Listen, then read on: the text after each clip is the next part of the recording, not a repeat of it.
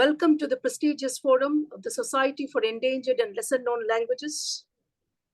The society is founded by Professor Kavita Rastogi in the year 2011. And since its inception, the society has been working towards preservation, promotion, and revitalization of lesser known and endangered languages. The society takes initiative to reach scholars and professionals so that we can together work for the documentation of such languages by describing their grammars, preparing dictionaries and pedagogical materials for such communities. The society also makes provision for platforms to present your work in the International Conference for Endangered and Lesser Known Languages, also called ELKL, and publish your work in the peer-reviewed biannual bilingual e-journal, Wak Manthan. The society takes the responsibility of strengthening the skills of researchers in language documentation and preservation through various online training, workshop, and lectures. Those who have not yet registered as a member of SEL, please go to the link www.selindia.org and become a member. Let us together build this society and work for the revitalization of indigenous communities. We are glad to announce that SEL is undertaking the Swadesh Word List 100 Words project, and our aim is to develop linguistic resources in both scheduled and non-scheduled languages for the benefit of researchers and scholars. We have begun by collecting 100 words in all Indian languages, providing both audio recordings and IPA transcriptions. And we are pleased to inform you that data for several languages has already been collected and uploaded to our website at www.selindia.org. We invite you all to contribute to this project by submitting Swadesh Word List 100 words, audio and IPA data in your mother tongue or other languages you are proficient in. Contributors will receive the following benefits. 1, a certificate of contribution. 2, acknowledgement of your contribution on our website. And 3, complimentary access to all our online workshops and activities for 1 year. Well, this evening, we have the 4th session of SEL By SEL series. In the first session, Sapna Kashyap spoke about Raji, exploring an endangered language. In the second session, Rashmita Rahang presented language retention and attitude among Karbis in Upper Hingrabari area of Metropolitan District. In the third session, Bismita Mohanto discussed about a socio-linguistic study of language use and language attitude among the Koch Rajbangshi people of Nagaon district of Assam. And this evening, our presenter is Priyam Talukdar, who is a PhD scholar from Tezpur University, and she's going to present on a very interesting subject, motion events in Bodo. The expert for this session is Professor K. Sri Kumar, head at the Department of Linguistics, University of Lucknow. Professor Sri Kumar teaches various courses, general linguistics, generative syntax, phonology, sociolinguistics, dialectology, and phonetics at postgraduate and undergraduate levels. His areas of interest are comparative syntax, involving Malayalam in particular, and other languages within the broader framework of universal grammar, and also language typology, morphology, semantics, and phonetics. Welcome on the forum, Professor Sri Kumar, and thank you so much for being with us this evening. So over to you, Priyam Talukdar. This is my humble request to all the viewers, kindly mute yourself. So Priyam, you can start your presentation. Thank you, ma'am. So first, good evening, everyone. I would like to extend my warm greetings to all professors, research scholars, and students from linguistics and other disciplines present here. My name is Priram Talukdar, and I'm a PhD scholar from Tejpur University. So, talking about myself, basically, I will be focusing my research on force dynamics. The reason I say I will be is because I have just submitted my research plan and I'm very excited to delve deeper into the topic. And today I am delighted to present a talk on motion events in Boro, which is a part of my study. Although it is just a preliminary work, I hope I successfully spark your interest in this fascinating topic by the end of our session. So basically, I will be discussing the concept of motion in linguistics and explore various motion events as expressed in Boro. Also, I would like to encourage you all to share how these motion events are conveyed in your languages. To begin with, let me share my screen.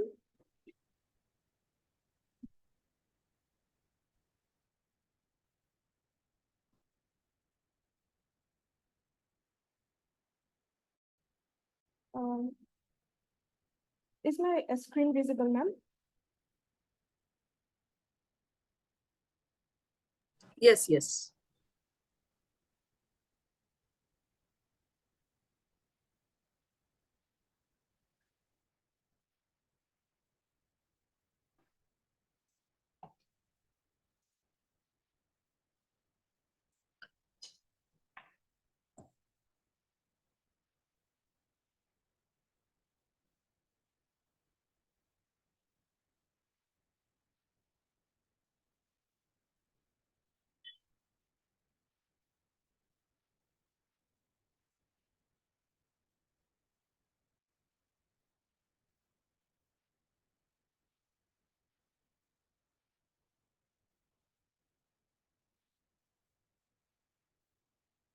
Priyam, unmute yourself.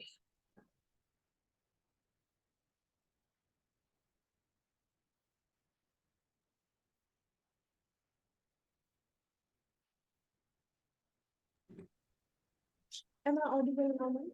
Yes. Sorry for the inconvenience. Yes.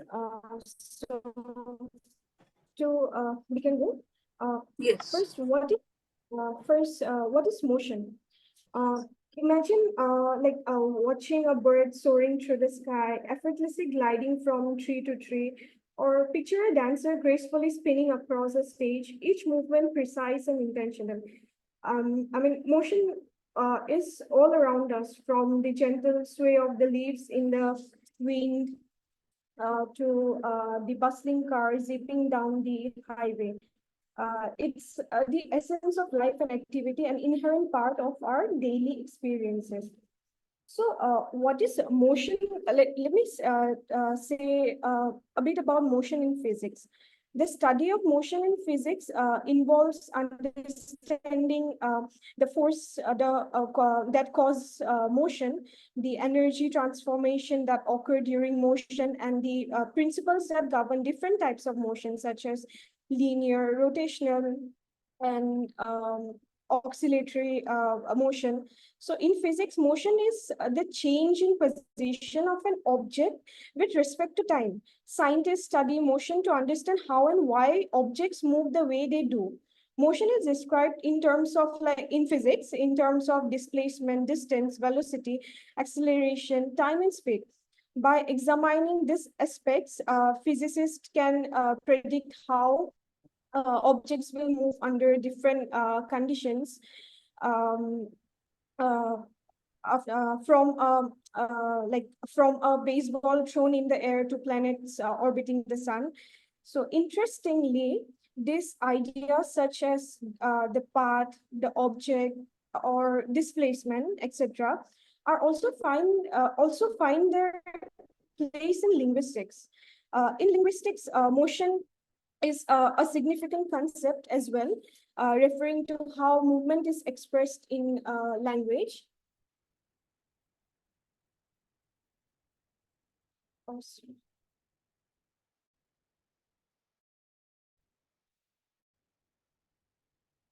Yes, so I was saying that in linguistics, motion is a significant concept as well, referring to how movement is expressed in language. And the key components of motion basically includes the path, manner, pause, figure, ground. So which I'll be discussing in the later in details in the later section of this session. So basically, despite the their different focuses, the study of motion in both physics and linguistics reveals fascinating parallels. Both fields describe the trajectory, that is the path, the moving entity, object, which is the object or the figure, and the context of the motion, that is the ground. They all consider the beginning, that is the source, and end goal of the movement.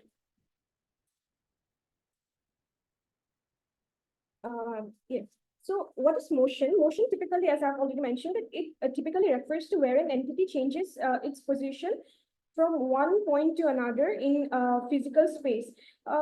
This encompasses everything from a car driving to a leaf falling from a tree. And a fundamental aspect of human cognition is the ability to perceive and organize the continuous stream of dynamic experience around us into distinct units known as events. So according to Tell Me, a situation containing motion and the continuation of a location is referred to as motion. So Tell Me is basically a prominent figure in the field of cognitive linguistics, particularly known for his work on the typology of motion events and force dynamics. He has significantly contributed to our understanding of how language encodes and structures meaning, especially in relation to spatial and motion concepts.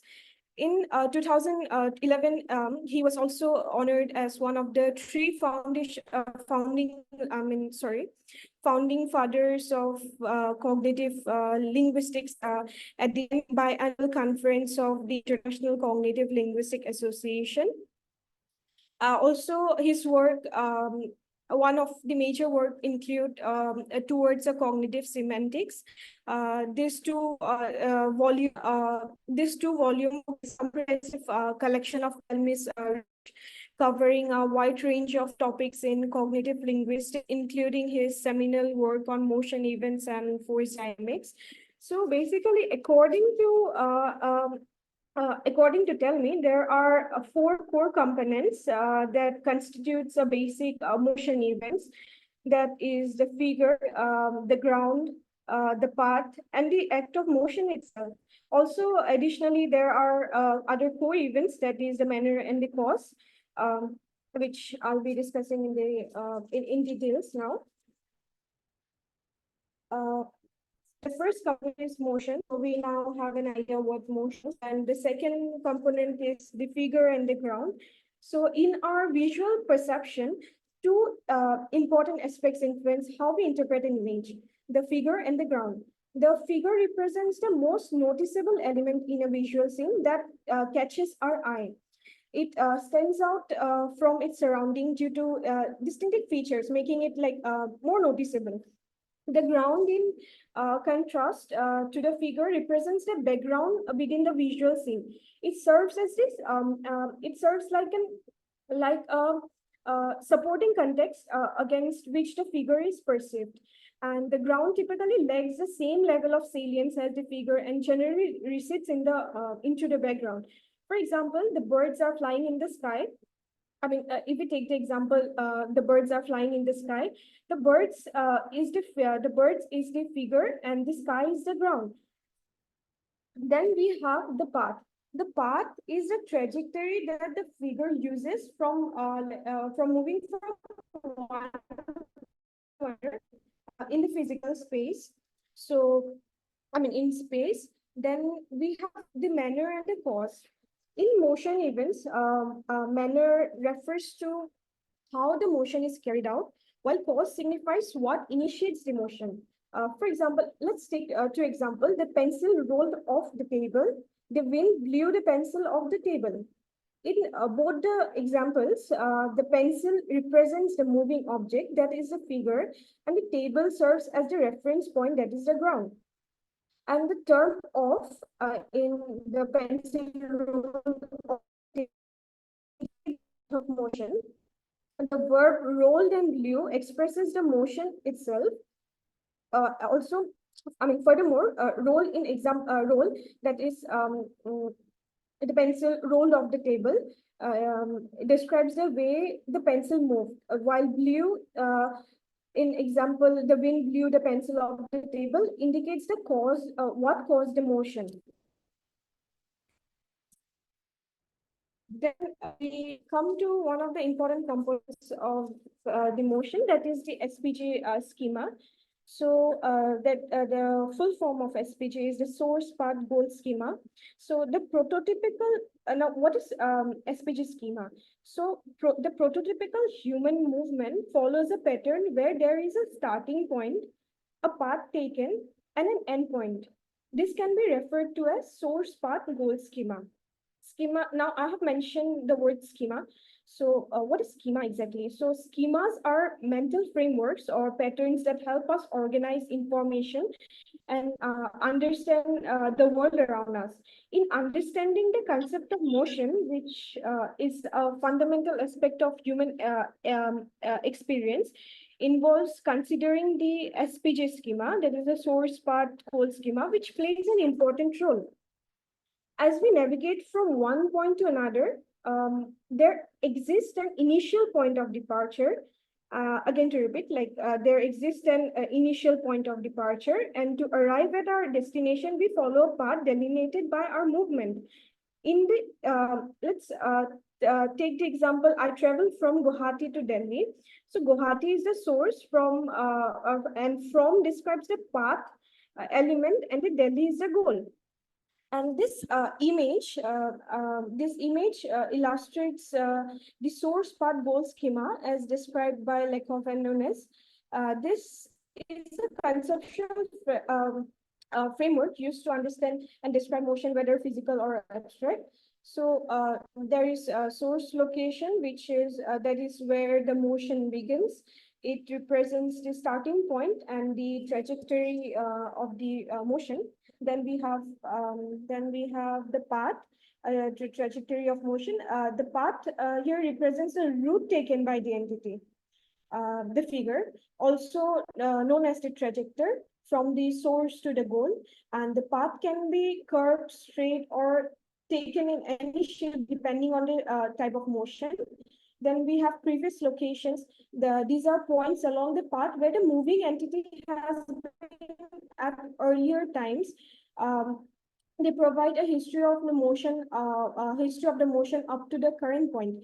Then the trajectory, the moving entity. The trajectory is the entity that is moving along the path. In the diagram, it is depicted as moving along the trajectory, which represents its changing position over time. Location of the trajectory next is the location of the trajectory at a given time. This shows a specific point on the path where the moving entity is located at a particular moment. Then we have unrealized trajectory. This represents a potential future part of the moving entity. It indicates where the trajectory might go if it continues in motion. Then the goal is the endpoint or the destination of the motion. It is where the trajectory aims to reach or is projected to arrive. Now we come to types of motion events. The first is the translational motion. According to Tell Me describes this translational motion.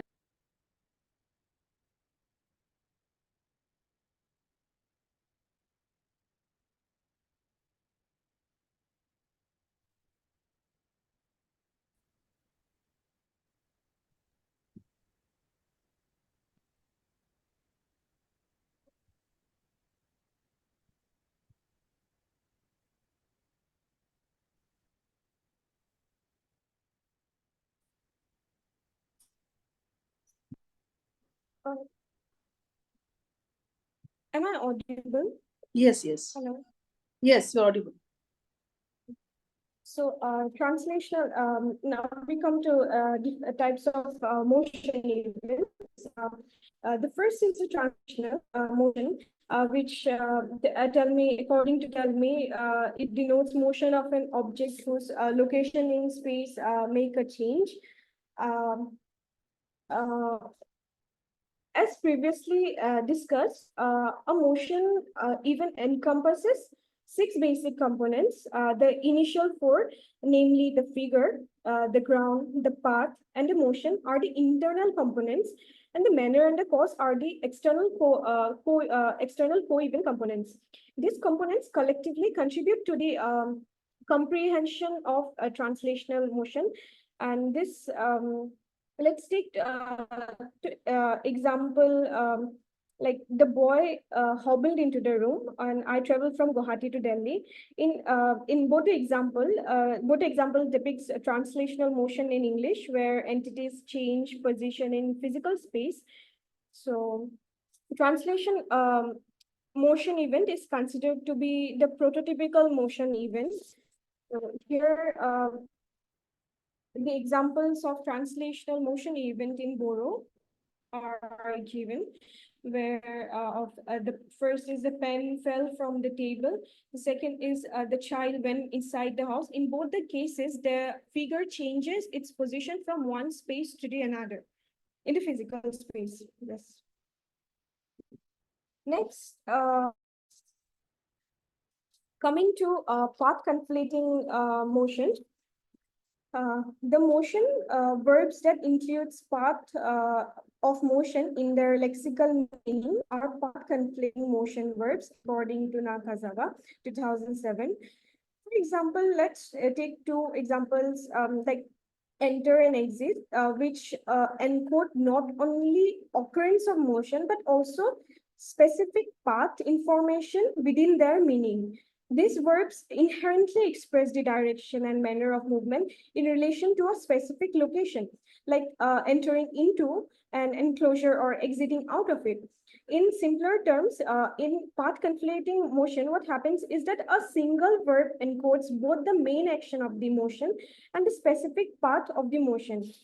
Here we have the examples of path conflating motion in the Boro language. That is the path. Ram climbed the ladder, Ram reached home, Ram crossed the road. Here we see that in first example, the climb encodes both the main action of the motion and the specific path of that motion. Similarly, we can see in example 4 and 5. Next, coming to motion. Fictive motion is believed to mirror actual motion or visual proceeding along a trajectory and requiring time to get from one point to another. In simpler terms, this refers to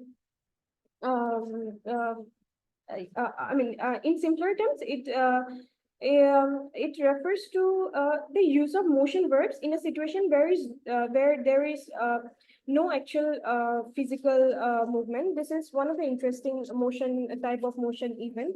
Let's take the example in English. The highway runs through the valley. So here, the highway is the static subject that do not describe actual physical movement of the object themselves. Now, let's take a situation where a group of friends are standing together, looking at a road. Looking at two roads and feeling confused about which one leads to the highway. As a native speaker of Assamese, I might say, "A rasta to Guwahati loi jai," where rasta means the translation of the sentence is that the road leads to Guwahati. Where rasta, which is a road, is a static entity. The road isn't moving, but we conceptualize it as an entity that can move. To explore this phenomenon further, I conducted a study with native speakers of Boro, presenting them with a similar situations. They described this scenarios using the fictive motion construction, such as Be Lamaya Guwahati Sim Thangya. This road leads to Guwahati. Why I have marked the relative marker and locative marker in blue? Because in the fictive motion is prototypically expressed with the elative marker that is seen in Boro, but it can also be expressed with the locative marker, but it is not the prototypical one in case of the fictive motion context. But how is prototypically used to describe concrete motion, which we can see in example 7. So basically, the data collected comes from native speakers of Boro, 20 to 27. For a more comprehensive understanding, I aim to target an older age group, specifically those age 50 to 60 or older. I believe that the younger generation, due to their exposure to multiple languages, may be influenced by other linguistic structures. But in contrast, the older generation is more likely to retain and reflect the purest form of their mother tongue. So interestingly, some motion that verbs specifically describes specifically describe physical translational movement cannot be used in fictive motion context. For example, we cannot say the road runs to Guwahati. So yes, for example, when we say the road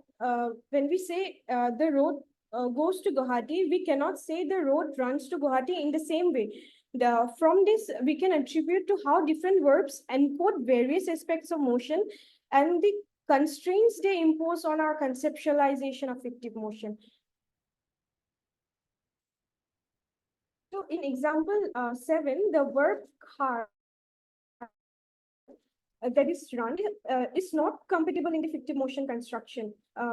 Verbs like this is why you may ask, like, this is just my understanding, but and further investigation is of course needed in this area.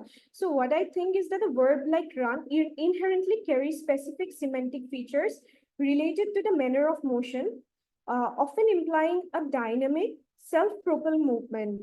These features are tightly coupled with our embodied experience of running, which involve physical effort, speed, and direction. When we try to apply search words to inanimate entities like roads, the inherent dynamic and the self-propelled qualities clash. Use a semantic incompatible in the fictive verbs like go are more versatile and abstract, primarily encoding the path of motion without specifying the manner.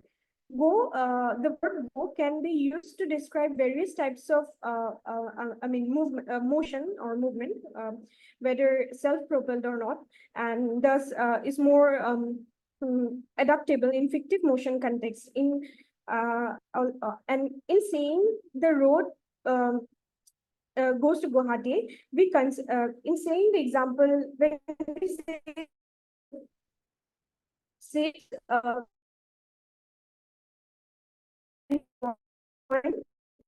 looking the manner of the movement, making the construction semantically coherent and cognitively plausible. Next, we have the self-contained motion.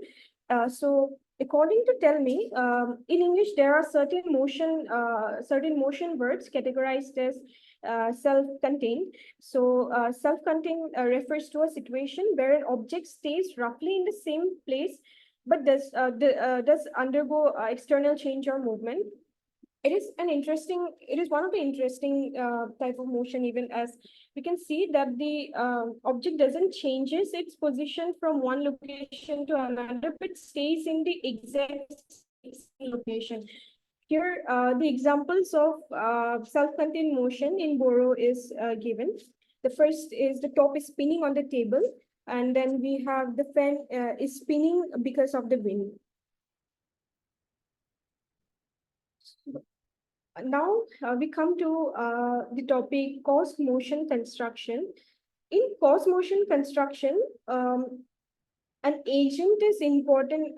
An agent is always present, which causes the patient, which affects the patient, due to which the patient changes its position in space or state. So, cause motion construction is a way of structuring sentences in a language to talk about something being moved by something else. For example, John kicked the ball. Here, the example given here is that John kicked the ball into the field. In example 10, we can see that the verb kick expresses the motion, but the John after kicking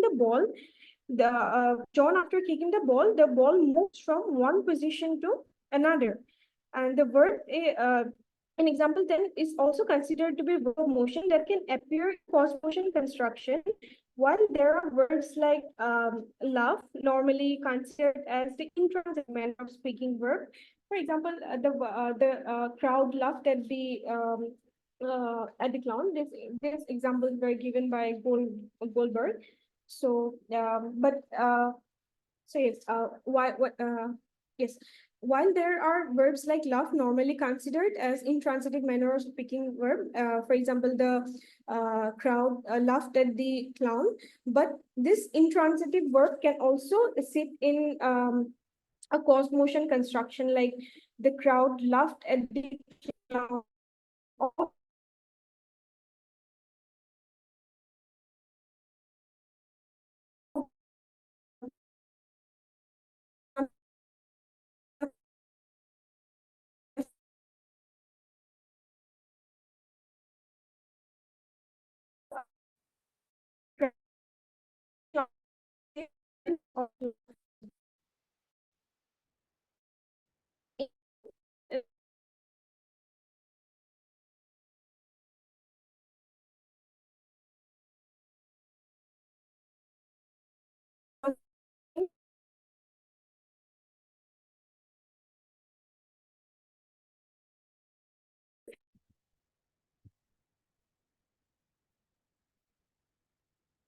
The speaker is not audible. Yeah, I think there's a internet connection problem. Let us wait for her.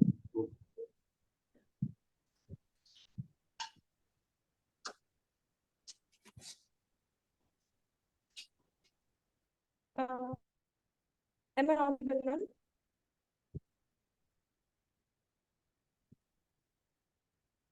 Am I audible, ma'am? Yes, Yeah, yes, no, no. yes.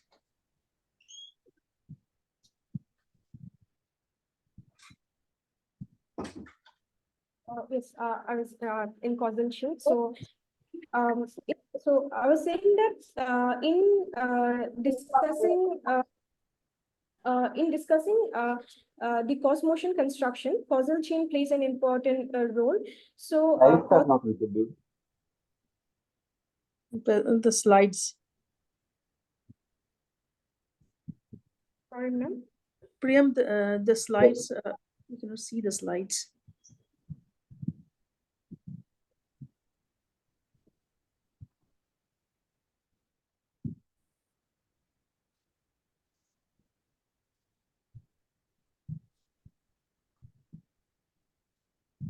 Okay. So, causal chain can be referred to as action chain, can also be referred to as action chain according to Lankiker, which can be referred to as a series of events where each action instigates the subsequent one through the transmission or force or energy. This chain show how one action leads to another, with each event depending on the other before it, unlike isolated processes that happen on their own. For example, the ice melted or I itched. So agency can be referred to as someone or something making things happen by doing something. This involves a basic sequence of action where the person or thing, that is the agent, causes something to happen to something else, that is the thing, by applying some force. For example, I pushed the ball, the storm destroyed the village, the dam did not allow the water to flow.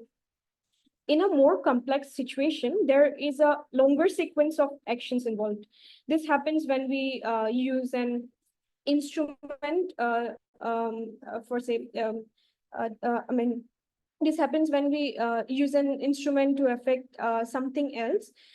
In this case, the agent first interacts with the instrument, which then interacts with the thing we want to affect. It is like a it is like an it is like a chain where the agent acts on the instrument, and then the instrument acts on the theme. According to William Croft, the causal chain is a directed, acyclic, and non-branching structure. For example, Sue broke the coconut with the hammer for Greg. Here, Sue applies force on the hammer, due to which the coconut breaks, and somehow Greg's get benefited from it. So here the verb break basically profiles the Sue and hammer. Basically, yes, Sue and hammer. So uh,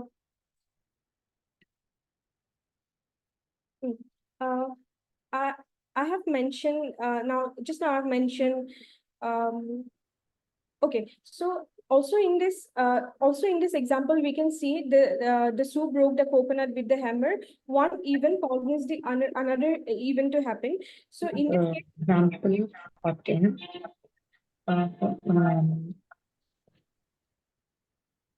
so in this so I've just now mentioned mentioned two terms, that is force and events. So let me just share a brief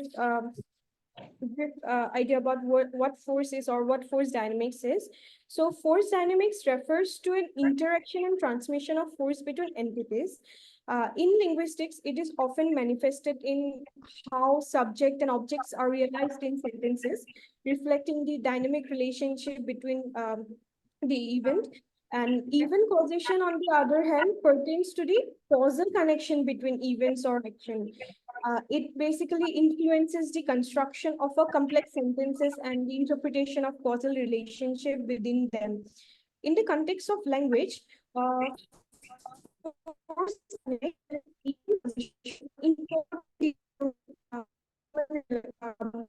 real patterns. For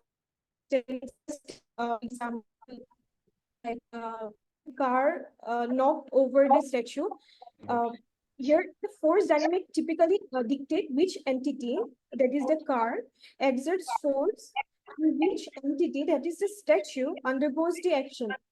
Meanwhile, even coalition governs how causal connections are expressed in more complex sentence structures.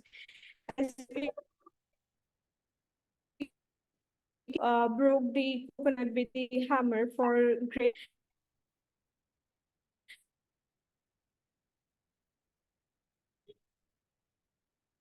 a spectral cement structure to explain this phenomenon.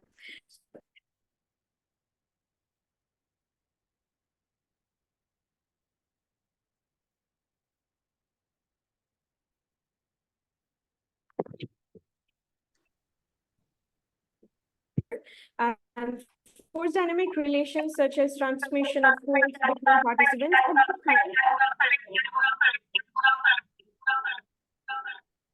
There's some disturbance. Muskan Sharma, please mute yourself.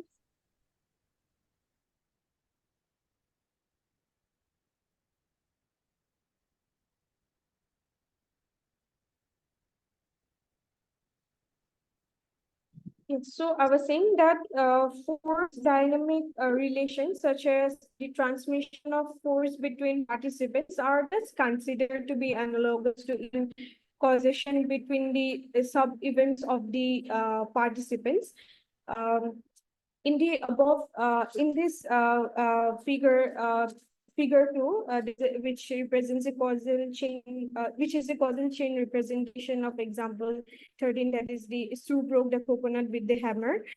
So here each participant has its own sub-events. So first is the subject Sue, which applies force to force to the hammer, and the hammer hits the coconut, causing it to change permanently, and Greg ultimately benefits from the result. These are this bolded arrow shows the force dynamic relation.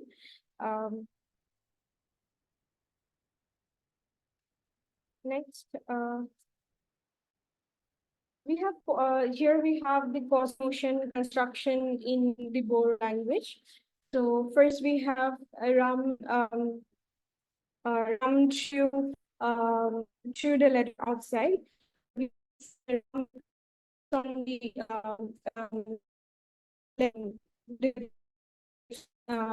outside. And we have the example, Ram plucked the rope from the tree. Here, here again we have applies force on the tree. Yes, on the tree that is be hung, and then tree and after, because of this application.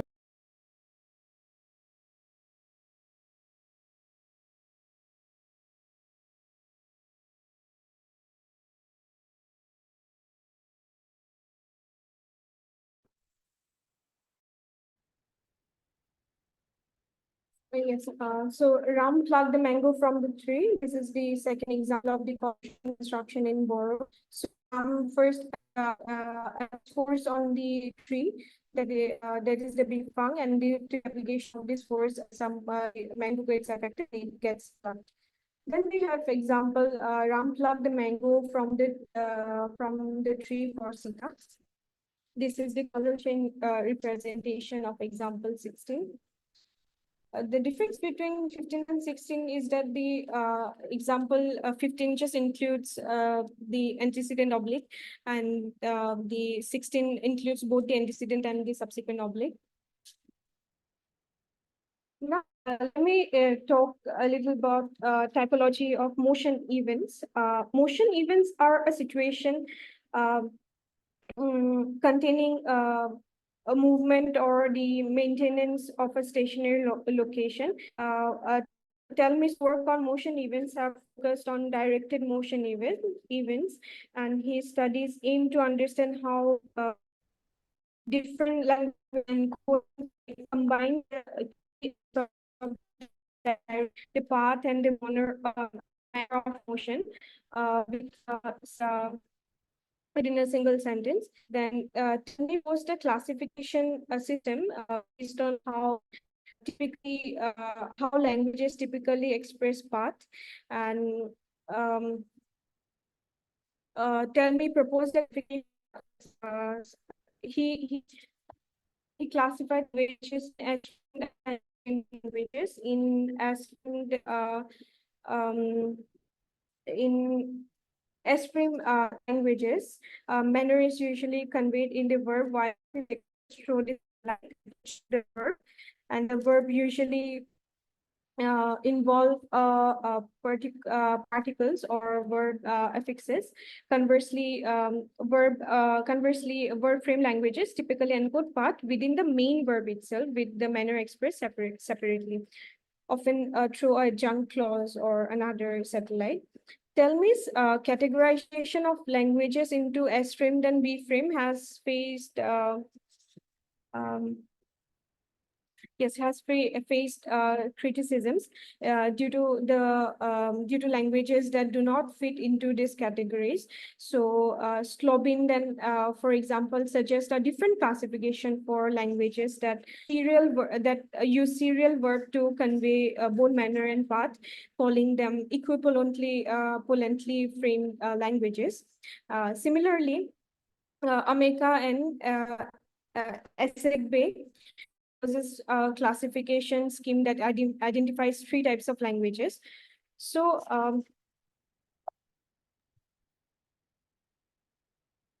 Telme classifies all the languages as S-frame and B-frame languages, as I've already mentioned. So based on the example, the bottle floated into the cave. Here I have the example in the Boro language, that is the bottle entered into the cave in Boro. This is an example given by Bidisha Som ma'am, but I have not cited here because she didn't mention the nominative marker with the subject, that is the bottle. So based on example 17, we can infer that that Boro can be classified as word frame languages, but further investigation, of course, is needed to determine if these languages can be categorized into the other two types, that is the S-framed and the equivalently framed language. So yes, that's it. These are my references. Thank you. Yeah, that was a very nice presentation, Priyam. Thank you, ma'am. And I would ask Professor Sri Kumar to give his comments and suggestions, please. Talibdar, actually, I found your presentation quite interesting. You have tried to cover a large ground. You have tried to infuse what is the cognitive, linguistic foundation regarding motion, verb, and such things.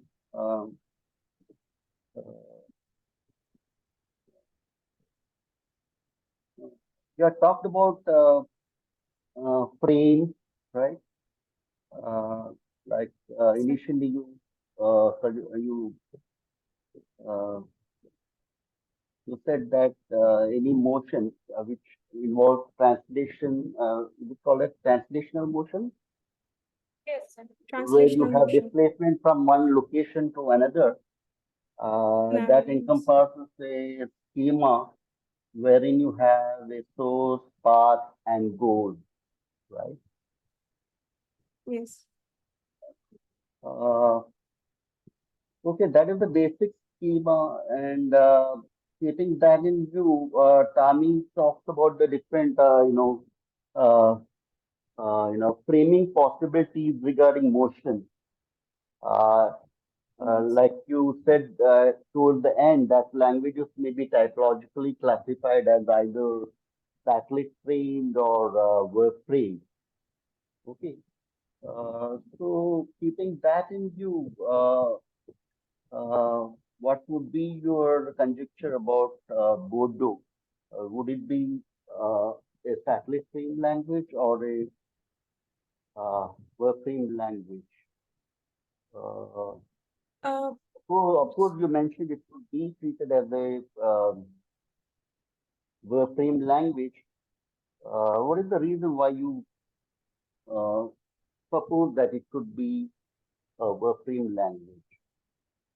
Actually, sir, the example was given in one of the research paper by Bidisha Som ma'am. But what I think, of course, in this area, further investigation is needed. What I feel is that it can be both satellite and verb frame languages. But for that to confirm, I need enough data to see if the language can also be said as the satellite frame or the equivalently frame languages. So can you tell me what is it that distinguishes a language as being a cyclic stream language and one which happens to be a, you know, verb frame language. What is the typical property in the construction that will distinguish between those two kinds of framing?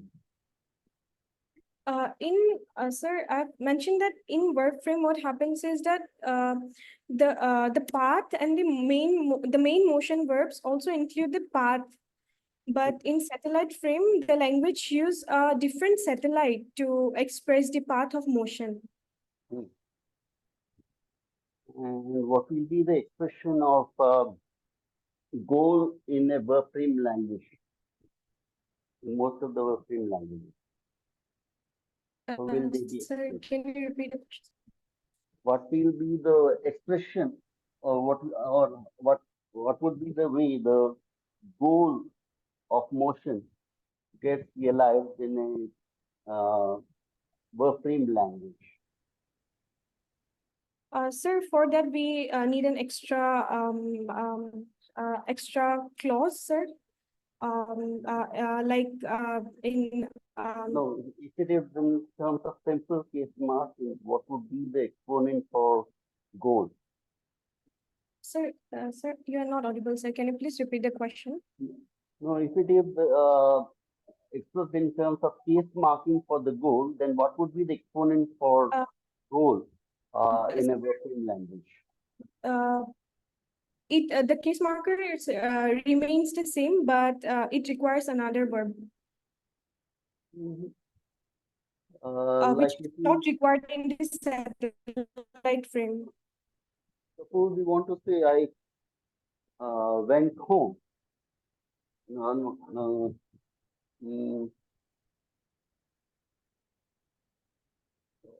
Let me take another example. I'm going to my office.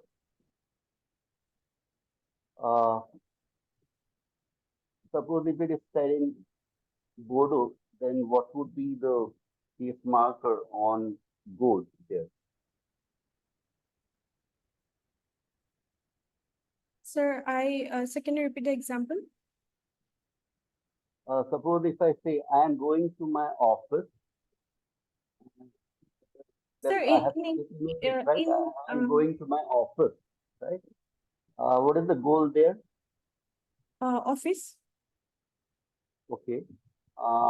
And supposing if you say the same thing in Bodo or Assamese, whichever language you are comfortable with, there, how would the goal be expressed? What will be the case marker there? Loe, sir, in Ram, in Assamese, if I take the example, Ram Guwahati Loe goal. Loe, sir. What is it? What does it distinguish? Which is equivalent to Guwahati in English. Ram Guwahati Loe goal. Yes. What The elliptic marker, basically, marker sir. is it? Yeah. Elliptic marker, sir. What is it? Elliptic marker, sir.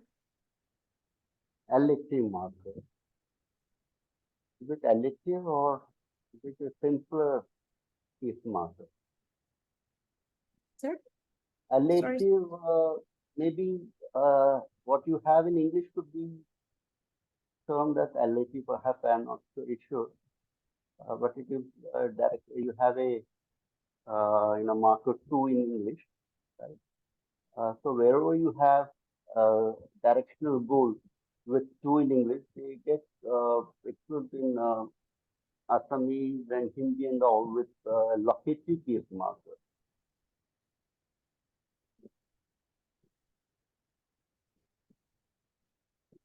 Maybe I'm not very sure. You may be right. It may be LAT. I cannot read it, but my general guess is that you'll have in simple sentences like this. I am going to my office. There you will have office with locative case. Sir, in case of motion, it is elliptic in Assamese, but in case of recipient, It is dative, which is a polysemy in SMS. No, don't bring in recipient. I'm just talking about motion verbs. You use Yes, motion in verbs case of like motion, verbs like go, come, or run, uh, and so on. Okay.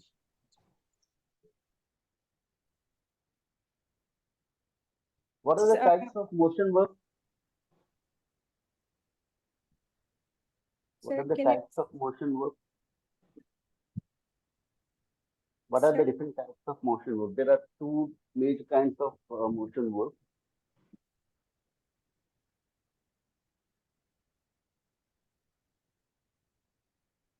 can you repeat, sir?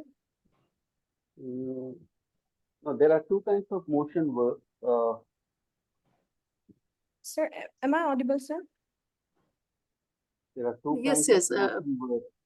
Priyam, can you hear me? Sir is Well, asking there how many types of motion verbs? Sir, manner of motion and path conflating.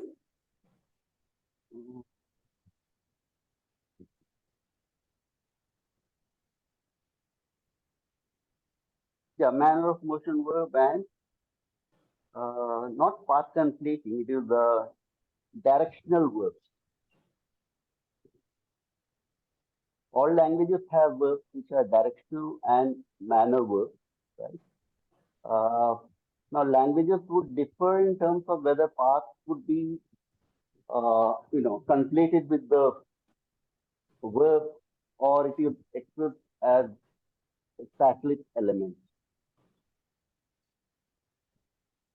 Okay. So in English, it is expressed as a cyclic, a prepositional element is introduced there to designate the directionality of the right towards the goal. You had used examples where you said that you can say the road leads to Guwahati. Right? You said you can say the road leads to Guwahati.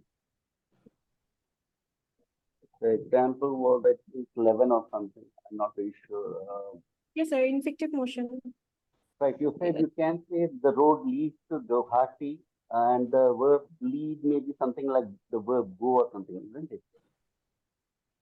Run. The verb run. Sir, should I share the screen, sir? Not just the verb run. Before that, you mentioned the Yes, road go. leads Yes. to Guwahati can be Yes. said with the verb go. Something like the road goes to Guwahati. Yes. Okay. There, the goal was, infected with the locative case.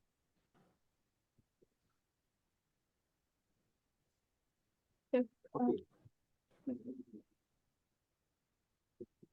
Like it is something like my Guwahati, ये रास्ता Guwahati में जाता है. Of course, you don't say that in Hindi, but it is something like that. ये रास्ता Guwahati में जाता है. Okay, but you cannot say ये रास्ता Guwahati भागता है. You cannot say this road Yes. runs at Guwahati, right? That is why if you use it with locational case, you cannot get that directionality intention. The reason why it happens so is because in the former sentence where you said the road leads to Guwahati, even though you have expressed the goal with a simple locative case, the sentence appears sensible because the directionality was already available in the verb. The verb was already conflated with the path element because the language is a verb framed language.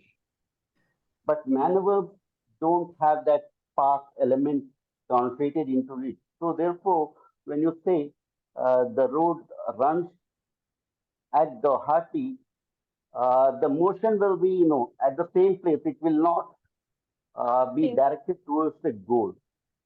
That is the typical, behavior in all, uh, verb frame languages. But if the language were Catholic frame, then the same, directional Catholic element could be used with both,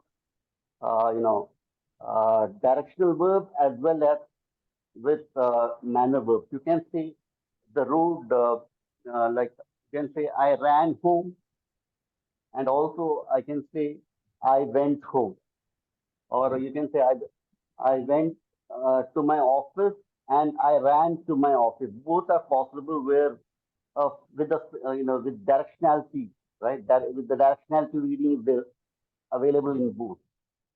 The reason why it is so is because there, the directional the path is not expressed through the verb. It is through the cyclic element, that is the two element.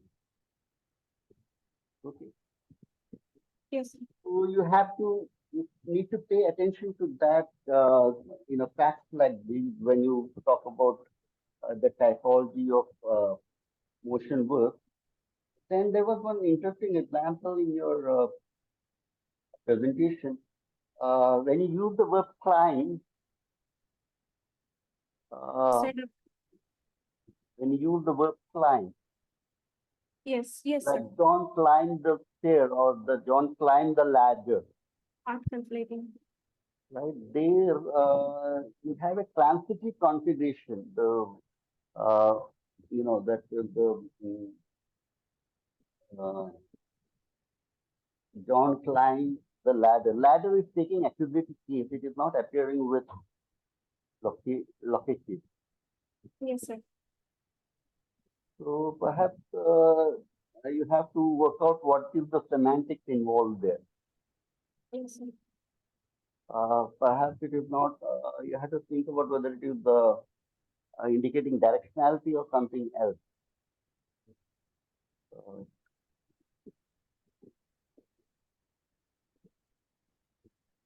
then another thing I would like to ask you is, do you consider constructions like John broke the coconut with a hammer?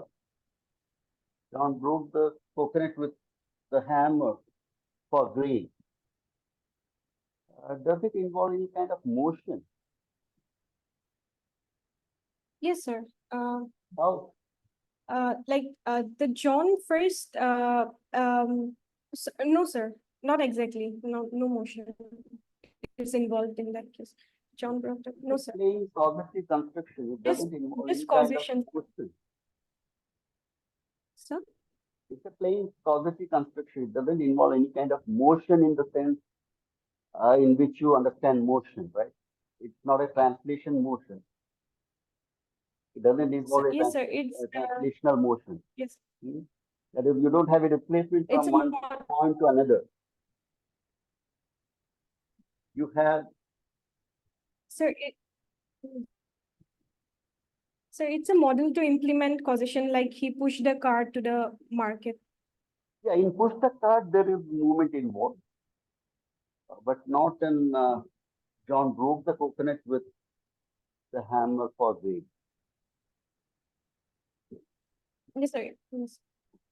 When you push, you move something along a trajectory, right? Along a particular direction. So it's the cause motion, like Of course, it is a yes. cross motion, but then still there is a displacement of an object from one location to another, which is not there when you say someone broke the coconut with a hammer. For whom, even if you mention the beneficiary. Okay, you mentioned talked about constructions like John Locke, the clown of the stage. John Locke, the clown of the stage. Okay. Yes. The Uh, crowd what was the context in which you talked about that construction? Sir, that was that was an example given by Goldberg, that they basically the laugh is falls under in intransitive construction, but it can also like be included where in examples such as I've mentioned, the crowd loved the clown of the stage. Here, the laugh, the clown changes its position from one point to another because of the means of laughing. Because of the Because of laughing, sir, because of crowd laughing. That's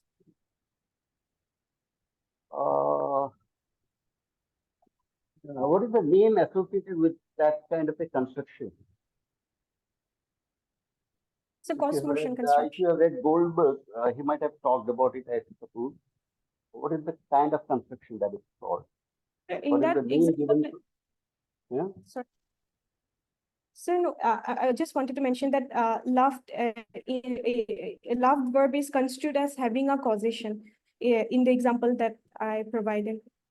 Yeah. She also mentioned Have a positive form of the verb laugh, right?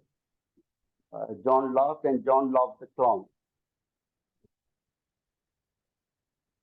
yes, John she laughed also is a mentioned verb laugh is it's an intransitive verb, whereas when you say John loved the clown, John loved the clown, it would be something like transitive form of the same verb. yes. That is what you have when you say John loved the clown of the stage.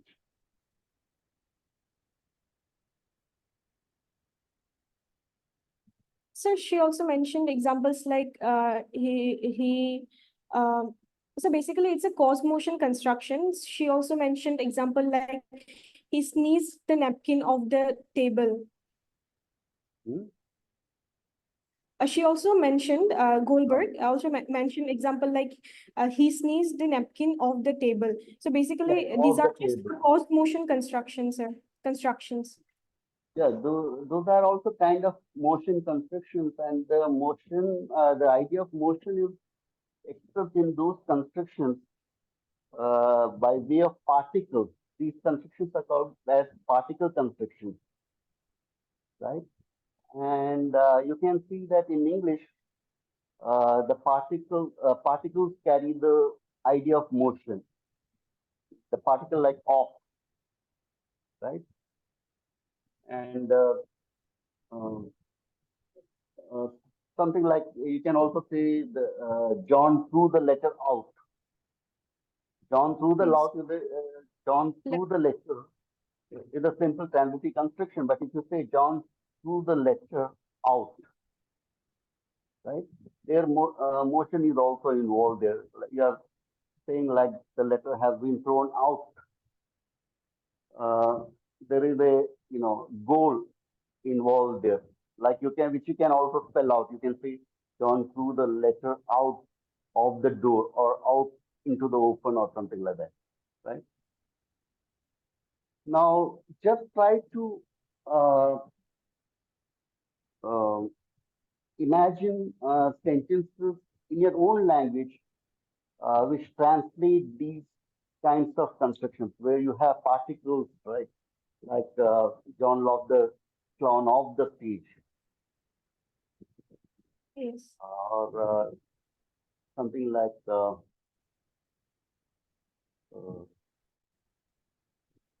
well, there are lots of constructions like that. Although them I don't recall right now, but just if you use this particular construction and if you say something similar in your own language, like in Bodo, for example, or Assamese, uh, what will be the the exponent for motion in your own language?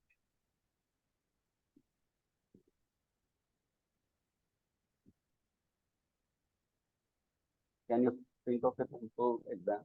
Did you use any example for that? I think from Bodo you have cited one example, right? From Bodo you have cited an Sir, example which for the same kind of, no? sorry, more example on?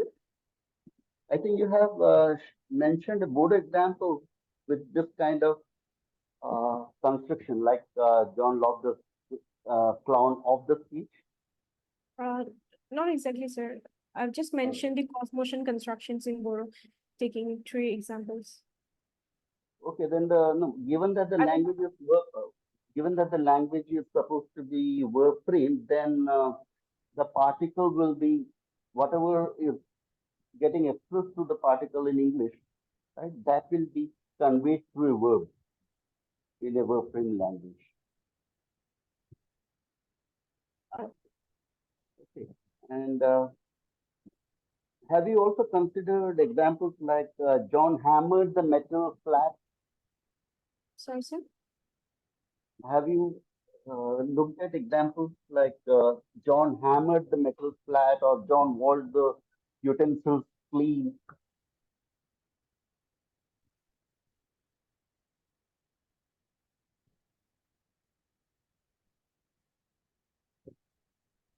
Sir, I'll have to look into it.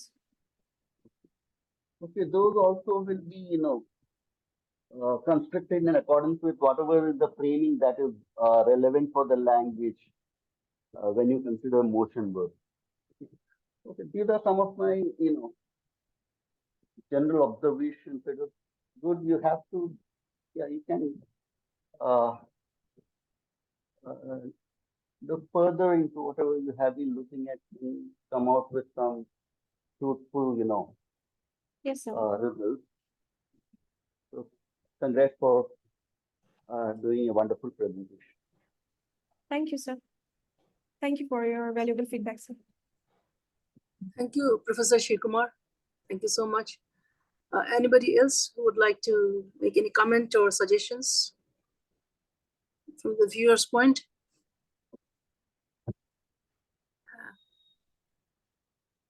Is there anybody else who would like to comment or ask questions?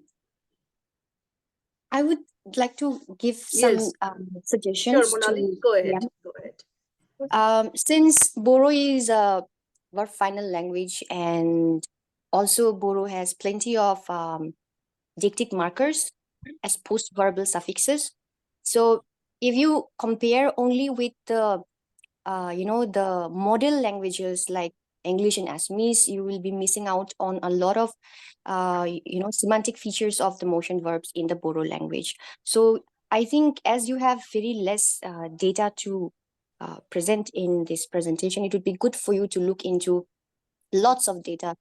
Like, there are plenty of post-verbal particles which have through, away, from, and then, towards, and all these without the verbs, without getting a substitution from the verbs. So I think you need to look into the verbal deixis to understand the motion verbs in the Bodo language as well, not only the case markers. And as these are two different from two different language families, so this is not going to help much in understanding how it works in the Bodo language. So maybe you need to have some kind of literature review from the Bodo Garo group of languages also, how it works.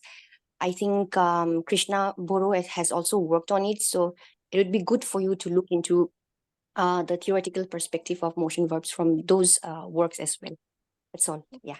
Thank you, ma'am. Surely, it's just a preliminary research. I shall look into it. Thank you. Thank you, Monali. I think there's something on the chat. Somebody has commented. Ritu Shoikya has commented. Could you see this, Priyam? Yes, ma'am. Yeah. For examples, with the number, and the verb also, and then the verb.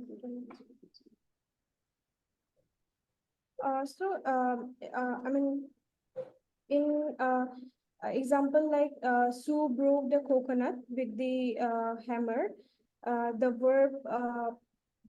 verb profiles the Sue and the coconut. In any event, there may be many participants, but the prominent roles are typically the subject and the object. And regarding the second part of your question, the I think the answer is yes. Let me give you two examples from my mother tongue, that is Assamese. English English give and Assamese gives give the verb the verb give in Assamese and English are same, but the verb sent in English and Assamese are different. The two example, first is Ram gave John a book and Rame Jono kitabkhon dile. This is for the example, this is for the give verb, where in Assamese we see Rame Jono kitabkhon dile.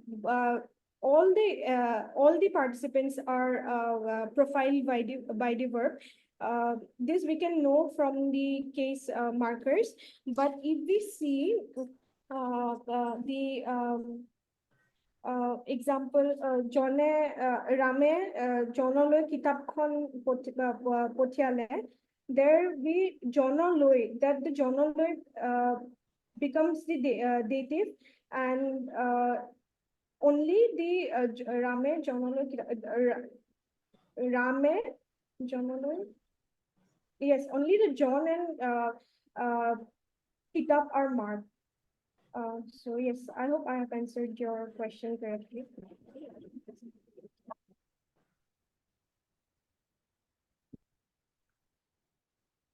Is there anybody else?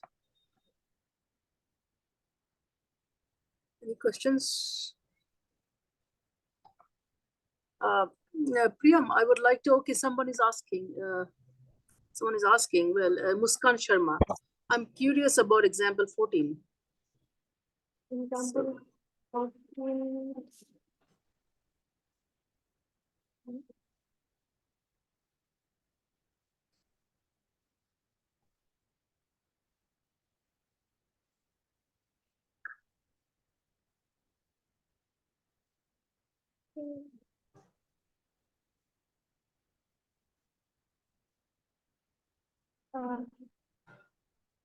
I mean, okay, that it's the different profiling. I mean, the yes, this straight dotted line means that it is just existing.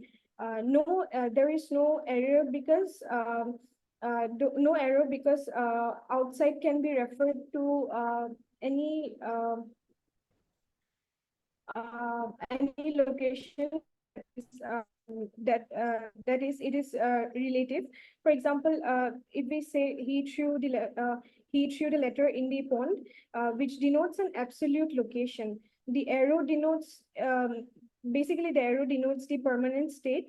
Though Croft analysis does not rigidly differentiate between relative and absolute, this interpretation reflects my understanding. And Okay. Anybody else?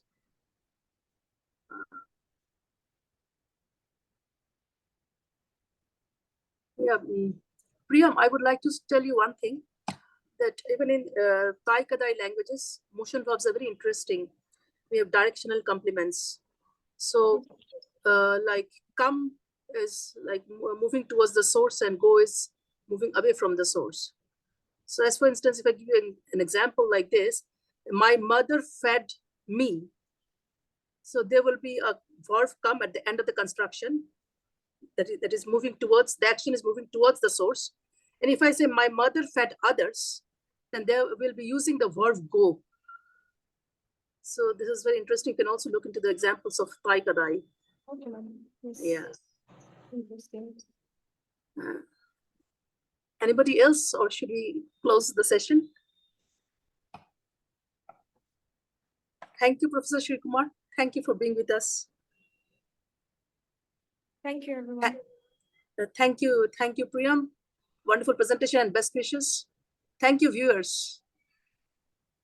Bye. Thank you all.